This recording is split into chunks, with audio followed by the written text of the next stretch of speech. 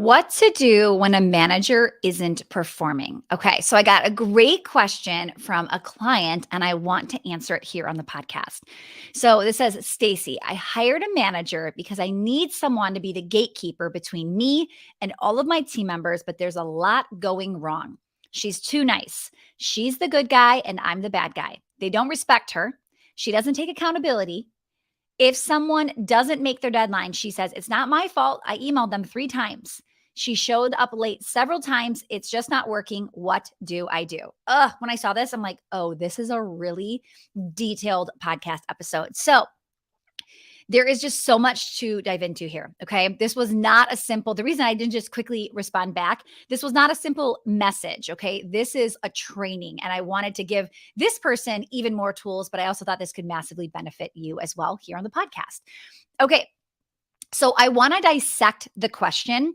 I'm going to pull things out and show you where there are some red flags. Okay. I'm going to show you what I think can be fixed and how you can quickly fix it. And then the next steps with this specific person, because I bet a lot of you have somebody just like this. Okay. First off, gatekeeper. The problem is if she is too nice and no one respects her, I assume she is a poor gatekeeper. Okay. Now, it's one thing if this is just a skill set, okay, a skill set issue, because we might be able to fix that specifically. But if it's a values issue, we're going to have a problem. And this is just the classic wrong person, right? Or maybe right person, wrong seat. Somebody's just not in alignment with your values, right? If they're not in line with your values, they can't just be moved around. You can move them around as many times as you want, but you're always going to find problems. So just take a moment and think about that. Have you constantly moved somebody from one spot to another spot to another spot? And ask yourself, like, what is missing here? Because if it's a values thing, it's never going to work. Okay. Next piece that I saw, number 2, she's too nice and I'm the bad guy. Okay. Now, you don't want a manager to be mean, but they do need to be stern. Okay. Now, if you're a client, you know Sarah on my team. She is one of our managers. And I remember after her first year here, we did an anonymous manager survey where her team could share with me, not Sarah, but with me, their honest thoughts about her management skills. Okay. Now, Sarah is an A player. If you are in Well Oiled and you personally know her, you know she is an excellent manager. Okay. However, would I say she's a very nice person? Okay. I love you, Sarah, if you're listening, but that's not the first way that's not my first word I would use to describe her. And that, just to be clear, I wouldn't use nice as the first word to describe me either. Okay. I'm not saying this is a bad thing. I'm just saying if you're like, she's really nice, I don't know that that's the first quality I'm looking for in a manager. Okay. So I'm also not saying that Sarah and I are not nice people. Okay. Please hear me. But I just don't know that those are the first words that would come out of my mouth, right? When I was, when I'm looking at a really good manager. Okay. Now, when I was reading the survey on Sarah that her department did, I will admit I was a little nervous because she really gets the team in gear. Okay. And here's the deal. If they didn't like her on that survey, I wasn't going to fire her because we needed somebody like that to come in and kind of rally the troops, right? But surprisingly, her survey was so kind to her. And here is why. They respected her. Okay. They liked that she was direct. They liked that she was honest. They weren't getting that from other managers, right? Or previous managers, I should say. Okay. And they always felt like they knew where they stood. Okay. Those are the kind of traits you want from a manager. Okay. Sarah doesn't make me look like the bad guy ever. She doesn't blame it on me. We are a united front. And if you feel your manager is making you look like the bad guy, this is a problem. Okay. It shouldn't be a boss or the boss versus the rest of the team, right? It should be management and leadership really sticking together. Okay.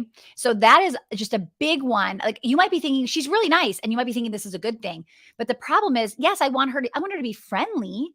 I want her to be respectful, but I don't want her to be so nice that she's like a pushover. And that is where it can go really wrong. Okay. Number 3, this is a big one. They don't respect her. I would dig a little deeper as to why. Okay. Now, it could be that she's just so nice, she's their friend, right? And you maybe just mean she's not getting the respect of like a leader because they just don't see her as an authority figure, right? And if she's making you be the bad guy, of course, it's like she's kind of sticking with the team and not with the owner. Okay. Now, this can be changed if the manager changes their actions. Okay. So I do want you to see that that's possible. Number 4, she doesn't take accountability. So if someone doesn't make their deadline and she says, "It's not my fault, I emailed them 3 times." A manager needs to know, like I always say to my managers, because I had somebody, just so you know, I did have a person just like this, and I was able to fix this, and this is how. So I said to her, "I don't care who did what or how many times you told somebody something, okay? As the manager, it is your responsibility to make sure the department gets their job done. So if you told someone 3 times and they still didn't do it, you better do it yourself, okay?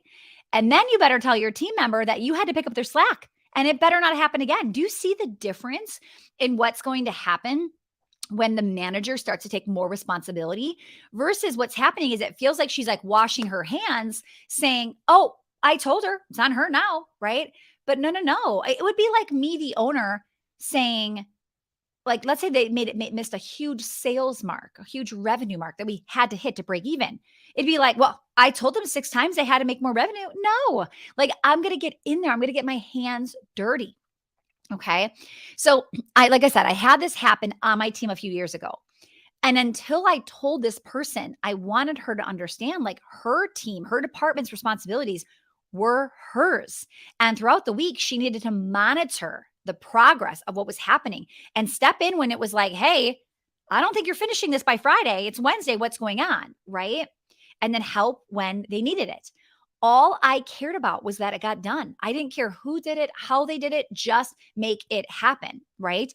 And if something fell through the cracks, it was just as much her fault as it was the team member that she would blame. Okay. Because this is what a manager does. Okay. They manage. So I looked up the dictionary definition, and this is what it says. Okay. Um, they are in charge. Okay. I will say that when I had this, oh, hang on. I missed this. Um, be in charge of. Okay, that's what the oh, I can't even say it. Dictionary definition is to be in charge of. And then in parentheses, that's where I'm getting confused. It says a company, an establishment, or an undertaking, also known as an administer. They run. Okay. So they are in charge. And this is the part that I think they don't remember, right? They think, "Well, you told me to tell her to do it. They're responsible for it, but you're responsible for the work you're delegating." Okay. Does that make sense? So when this clicked for my manager, all of a sudden, we never had that problem again. It was like she finally understood before she just didn't know. So this is where sometimes I'm saying you can save these people on your team that you think, "Oh, this is just not what I was looking for." When you change your behavior, when you change your actions, you can get them to show up differently. Okay. Sometimes it's just this is who they are. This is how they value or their core values, right? So like integrity is one of our values. Okay. So integrity is like, I'm going to do what I said I was going to do, right? Like I am my word. And some people don't believe in integrity. Some people, it's not who they are. Some people will say, "I'll have it done by Friday." And then on Monday, they're like, "Oh yeah, you know what? I'll get that to you by this Friday." And then this Friday, they don't do it again. Like I literally had somebody schedule a podcast interview with me, somebody that I really admired. And she changed the podcast so many times. And I'm talking like an hour before, the day before. We had it scheduled 3 times. And I really shouldn't even have given her 3 times, but I finally just said to my team, "I'm not interested in doing this interview." Like, if this is how she values my time, if her level of integrity is, "Hey, you know what? Something better came up, so I'm just going to do this instead," right? This is just not in alignment with me and it doesn't matter. It's just not going to work, right? So I decided no. But sometimes you have to just say something, right? Maybe something happens one time and you message and say, "Hey, here's the deal. This cannot happen again." And they might go, "Oh." I'm so sorry. I didn't even think about it like that. Right. So I just want you to see that sometimes this can be coachable. You can train. And sometimes this is just a values thing. And they're just not going to be a good fit for you and your company. Okay. Last piece that I saw in this question. Number 5, she shows up late. Okay. So here is my question to you. What do you do as the CEO when she shows up late? Do you say something? Do you acknowledge it or do you let it slide? Showing up late once, like in a blue moon, like not typical, right? I get it. So that could be a thing. No big deal. But if it's a recurring theme, you need to say something and you need to say something immediately. So here's what I've noticed happens. Somebody shows up late. They think, "Oh, that's just the once in a blue moon, no big deal." They don't say anything.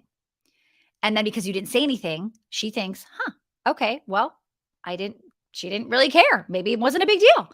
So she's got to do something. She really wants that Starbucks drink. She's a few minutes late, but you didn't really care last time. So she goes to Starbucks and she gets the next drink. Okay, she gets the drink and she comes and she shows up to work. And now she's 12 minutes late and she's got a fresh Starbucks in hand. Oh, this just when this happens to me, I'm blown away, but it happens, okay? And now here's the deal. Do you say something now or do you in your head think, how in the world did she go to Starbucks? But you don't bring this up.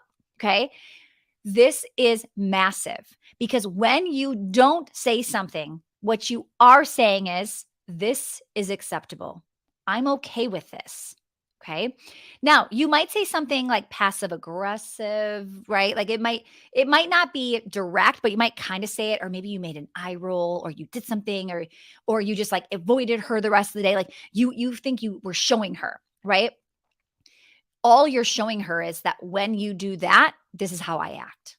When you come in hand with Starbucks, like when you come in late with Starbucks in hand, I'm just going to avoid you, but the next day we'll be back to normal. Okay.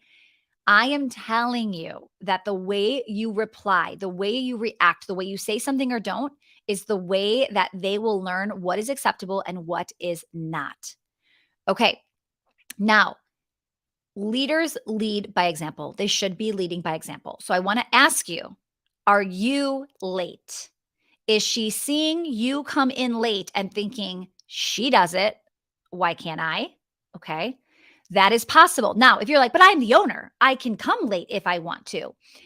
Again, I did an episode on this, I think just 2 weeks ago about, well, that one was client entitlement, but I did a team member entitlement about a month ago.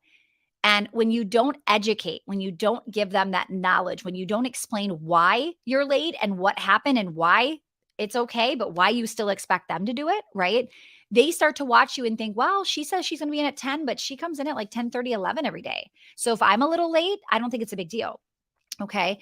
As the owner, I need to lead by example. If I was always showing up a few minutes late to my daily huddle, I would not be surprised if my team was always a few minutes late to my daily huddle, right?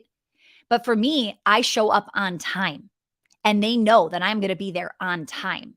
So they have much more urgency in themselves to show up on time. Okay. So first, it starts with the CEO. What are you displaying here? And then next, here's the big problem is if she's the manager managing a team of however many people and she frequently shows up late, now you're telling the rest of the team it's okay to show up late. Okay. And now you're paying a few minutes here and a few minutes there when they aren't clocked in because some of you don't pay by clocking in, clocking out. You pay like a 10 to 4 and they're on salary and this is what they're going to get. And when they come late, you still pay. So you've got to be really, really careful. Okay. So this is where what is happening in leadership here? Are you showing up on time and she's just not showing up on time? Or is it stemming from you showing up late? Now the manager showing up late and it's telling the other team members, hey, being on time here is not a thing, right? So I really, really want you thinking about what is happening. Now, if you truly are always on time and she is not, you just need to talk to her and be honest and say, listen, you are the manager. I'm expecting even more of you than the rest of the team because they're looking at you, right? Just like children, kids are watching us more than they're listening. If I do something, they're going to think they can do that thing, right? Or that, hey, well, mom thinks it's okay to do this. Let me try to do this, right? So you want to be really, really careful how you're doing this and what it looks like with your management team. Okay, now here is the deal. Everything I just said, you have to tell your manager this. He or she may not know what is expected of them. They need to know, okay? You're not here to be everybody's best friend. I hired you to be the gatekeeper. I need you to be more direct. Here's what it looks like to be direct. Here are some ways that you're not being direct. And here are some ways I'd love to help you learn how to be more direct. I need you to hold them accountable. You can't be late on things, right? And because you're showing them that it's acceptable, now we're seeing a problem. I can guarantee you when people come to me with questions like this, they have yet to say like any of this. And if you are avoiding hard conversations, this is where you need to start. Okay.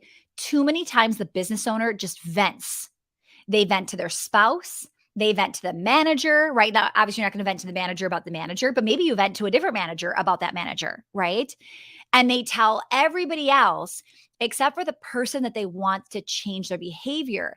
And when you just vent to everybody else, what's happening is you're just wasting both of your time and the person you're venting to, right? Instead of just telling that person. Now, I will say I absolutely will vent to my husband or my sister, whoever is working with me. But we say to ourselves, okay, and how are we going to tell her this? How are we going to tell him this? We don't vent and then not say anything to that person. We might vent and then go, what are we doing, first of all, to, enable this? And how can we stop this now? Okay. So I get it. You want to share, maybe you've joined Well Oiled or you're in our Powerhouse Mastermind because you love being able to just like tell people what's going on and kind of have that community to share. And I love that you do this. And I think it's a necessity, but it's what do you do once you've vented? What do you do once you've shared the situation, you've gotten the feedback? How do you show up as a leader to go back and actually take care of this? Okay. A manager can be the most amazing addition to your business, or it can even be more headaches when you got the wrong person, right? So, step one, hard conversation. You've got to say the things I just said. Now, are you going to say them probably a little bit nicer and all of get like, yes, 100%. You're going to make sure she doesn't just quit on you if you really would like this person to stay, but you have to have just an honest, hard conversation. Step number 2 is you need to watch for improvement. Okay. Step 3 is get weekly or give, I should say, weekly feedback. It really could be get or give, right? I want you to collect that data and then I want you to give it back to him or her. So if I say to you, like if this was my manager and I said, listen, I've got to talk to you. Like this is kind of what that conversation would look like. I would just say, I originally hired you to be the gatekeeper and to really help me do XYZ. And that is not happening. In fact, I sometimes feel like I'm the bad guy. And what I need you to do is I really need you to lead by example. I hired you to be the manager because I believe you are a good fit and that you could do XYZ, right? And I want to work over the next 30 days to really come up with a plan to head in that direction where I feel like you are 100% that gatekeeper I was looking for. Are you on board? Do you think you can help me with this? Right? Now I'm going to watch for improvement. So I might give a suggestion. I might say, okay, listen, this week, you need to be on time every single day. Okay. You might even need to acknowledge to your team that you've been late a few times or more. And all of a sudden, now what's happening is other people are showing up late. And guys, this is not acceptable. And I would even like, don't let, how she was saying, she's always let me be the bad guy. Here's where I would say, she needs to shine a light that you're a good guy. Like I want her to say, Stacy is paying us and we're coming in late and we're not making that money back for her, right? Like we need to make sure that when she's paying us that we're actually working. So I want her to make you or me, right, look like that good guy. Okay. So after I assign something, I'm going to watch her improvement. I'm going to look for it and I'm going to take notes. I'm going to gather that feedback and I'm going to give it to her that next week. And I'm going to say, hey, listen, here's where I think you did great this week. Here is not what's great. You were late again. What is going on? I thought we were clear. What is happening? This is a problem. This is a really big problem, right? Or it could be as simple as like, thank you for taking all of those suggestions. Here's what I want to do next week. And you keep watching. And here's the deal. Here's step 4, which is the hardest. If she can't or won't change, you say goodbye. And nobody wants to do that, but it just has to happen. If you are giving the opportunity to improve and they are not fixing, then here's the deal. I look at that as a lack of respect. I look at that as like, wow, why are you not taking what I said seriously? Is this a joke to you? Right? Like, what is happening here? Okay. So I hope I love that it was like a real story, like a real situation, because the more real it gets, the more somebody just got a golden nugget out of here because it's exactly what's going on in their business. It also shows you you're not the only one where a manager's underperforming. Okay. A lot of times we hire sometimes friends. We promote people that have been with us for a while that are just great people, but they have no management skills. We hire family to be managers, right? And then we go, what did I do? She's not the right person. He's not in the right seat, right? And we've got to really figure out how to make this happen. The one thing you can't escape, and I hope you can see that here, is just being honest. You can be honest and be kind at the same time. Okay. That's actually the word that I think I would use where it was like, oh, she's so nice, right? My managers are kind. They can give feedback in a kind way out of love without ripping people apart. And that's what I want you to do with a manager, with somebody on your team is like, where can you be kind, be truthful, be honest, but set a plan to really figure out if this is going to be a good fit or not. All right, friends, if you love this episode, please rate and review the podcast. And I will be so grateful. And I cannot wait to see you next time. We've got some incredible episodes coming your way.